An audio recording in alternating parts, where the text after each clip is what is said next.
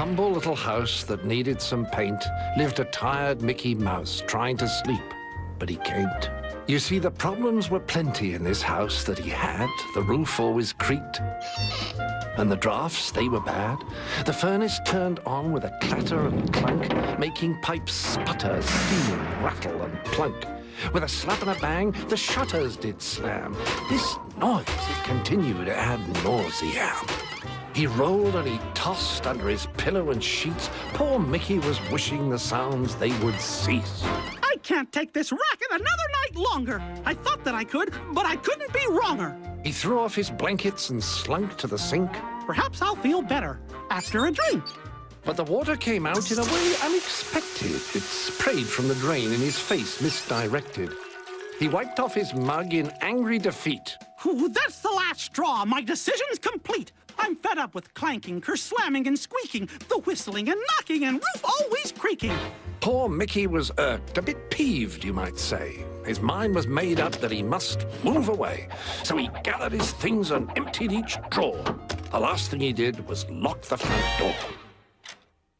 Then Pluto and he marched up the next street where new houses stood, all spiffy and neat. He found a nice dwelling that drew his attention with automatic devices of the latest invention. This house is electric, Said the salesman with pride. If you push this red button, you'll travel inside. With the flick of a switch and the pull of a lever, the house, it transformed. This is really quite clever. The design's ergonomic for comfort, you see. Grinned the salesman as he pushed buttons 1, 2, and 3. The furniture folds right into the wall. It makes a great shortcut into the hall. This kitchen is sparkling. It's synthetic steel. There's even a robot who can cook you a meal. But how do the floors here all stay so clean? Should dust ever settle, there's a vacuum machine. Are there shutters that bang, slap, rattle, or slam? Not a one, not a bit, not at all, my good man. I'll take this new house. Said Mickey with zeal. After escrow and closing, the contract was sealed. This newfangled house is now where I'll stay. He then thanked the salesman and sent him away. So Mickey settled back in his modern recliner with buttons galore. Ah, what could be finer? Whatever he wanted was his right away. With a touch of a button, he got a snack tray. His chair, it reclined and rubbed his back so. Then on came some music and dimmed the lights low. Said Mickey with a yawn as he scratched on his head. Ooh, it's time for a bath. Then I'll toddle to bed. He pressed the red button and rolled across the floor. His chair went upstairs through the new bathroom door. With a splash and a splunk, the brushes did clean. What a wonderful thing, this bathing machine. Special arms then conveyed him off to his bed and tucked him in gently. Then a story was read. Mickey was cozy, all snuggled up tight. But he tossed and he turned as his thoughts did excite of buttons and switches and movable stairs, computer controls on reclining chairs. There's so many things in this house with to play. I want to stay up. I'll just sleep in the day. He leapt from his covers and slid past the clock. He flung open the door but discovered it blocked. There stood the robot, its finger it wagged. Before Mickey knew it, by the seat he was grabbed. This just isn't right. I don't need a rest. I want to get up. Stop being a pest. Mickey scampered away, heading straight for the door, but the robot was fast and stopped him once more. Bedtime is fine, but this is my house. You're making me angry. Don't cheese off this mouse. So he turned and he climbed out of the open window and snuck away quietly on tippy-tiptoe. But little did he think that out in the back, the robot was waiting for another attack. Enough is enough. I'll take this no more. If you want to play rough, get ready for war. A bucket of water. That's just the right thing. When the robot comes in, I'll pull on the string. Mickey readied his plan with his own little trap. The robot came in, and then, with a snap, the bucket tipped over, and water came out. It splashed, and it soaked him completely throughout.